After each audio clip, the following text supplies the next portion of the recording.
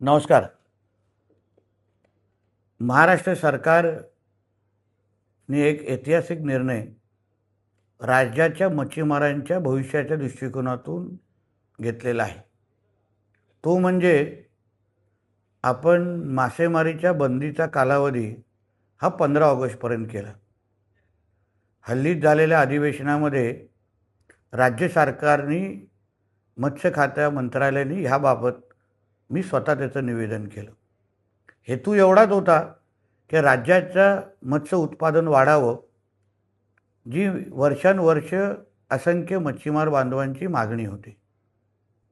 आता त्याच्यात एक तांत्रिक माहिती देण्यासाठी मी आपल्या समोर आलेलो आहे की ही बंदी कालावधी 15 ऑगस्टची ही महाराष्ट्रापुरती आहे, पण केंद्र सरकारच्या नियमानुसार 1 ऑगस्टपासून मासेमारी सुरू होते आणि आपल्या सर्वजणांना माहिती आहे 12 नॉटिकल माइल्सपर्यंत राज्याची हद्द असते।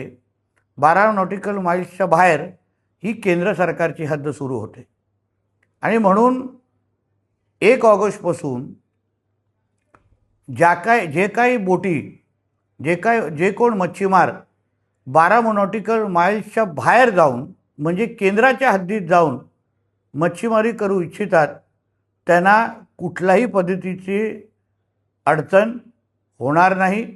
कोणीही थांबवण्याच्या दृष्टिकोनातून भूमिका घेणार नाही।